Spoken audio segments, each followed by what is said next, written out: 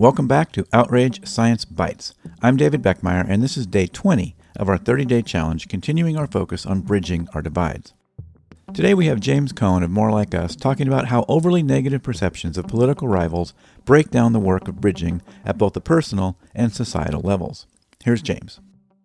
Yeah, so when people have overly negative distortions of each other, right, seeing each other as totally different and hostile and threatening and stereotypical and inferior, I think there are micro and macro problems that start coming up. In terms of bridging, it's often described in kind of micro, you know, interpersonal conversation directions. But right, if one has all these negative views of someone else, in many cases, people will just not want to talk. The quantity of conversations will tend to fall. Like, why would I talk to this person is so out there? I mean, there'll be some people who just like the excitement and thrill of this, totally unusual experience.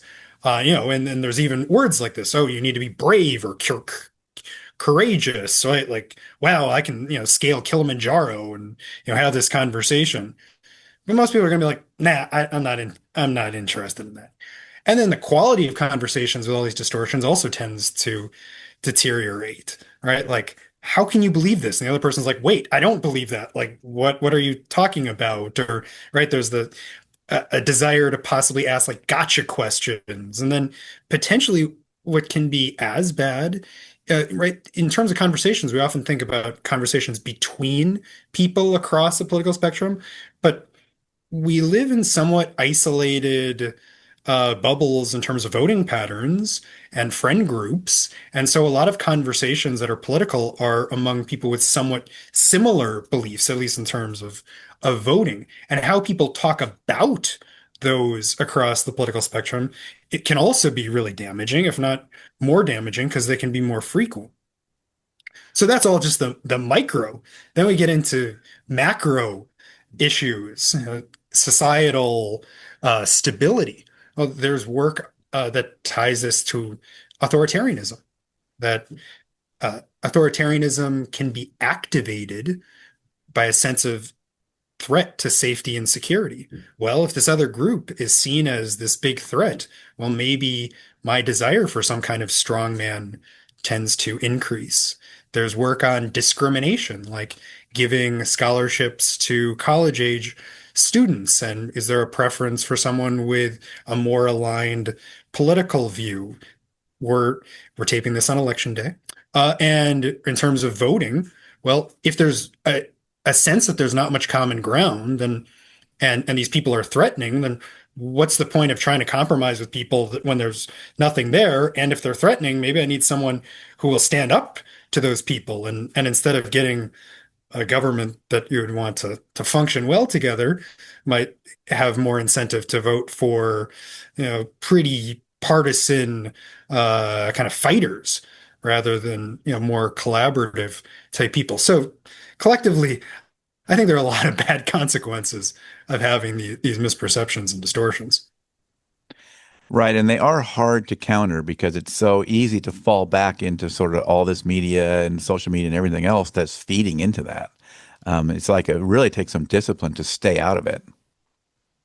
Well, yeah, I mean, I would say so. I would also say that I do think that there needs to be a clear effort to do this. And the messaging from the field, from those interacting with journalists, has not been super clear, right? So, I mean, there's, kind of two directions. I mean, one is training people to do the right thing, sort of pressure and education, and like, please do not portray the country as totally divided. This is not accurate. This is not helpful.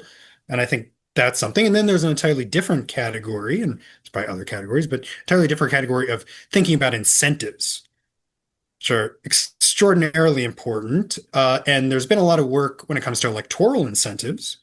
But I think there's been a lot less focus, I think from you and others, there's been discussion of the problems of incentives, social media and news media, but there hasn't necessarily been a big push from nonprofits to try to fix those. There's a Council on Technology and Social Cohesion, which has some ideas, and I think that they're it's pretty cool that there's that group, but then, who's going to take some of those ideas and actually try to pass legislation about them, or who's going to say, okay, right, there are financial misalignments and poor incentives in news media, but like who's going to try to change it very much? And Ad Fontes Media, I think, has done a little bit on that front, but it seems like there's been relatively little focus on it. And if we think about, say, bridge building, and that the issue is how we talk to each other, and that is the primary issue, then I don't know, this is sort of,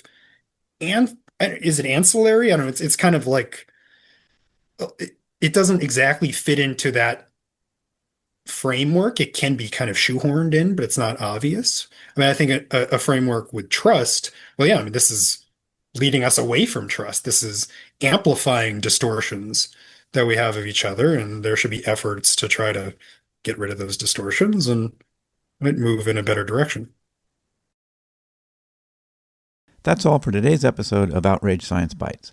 Stay curious, and until next time, I'm David Beckmeyer. Thanks for listening. If you enjoy these Science Bites episodes, you may enjoy the long-form Outrage Overload podcast at outrageoverload.net.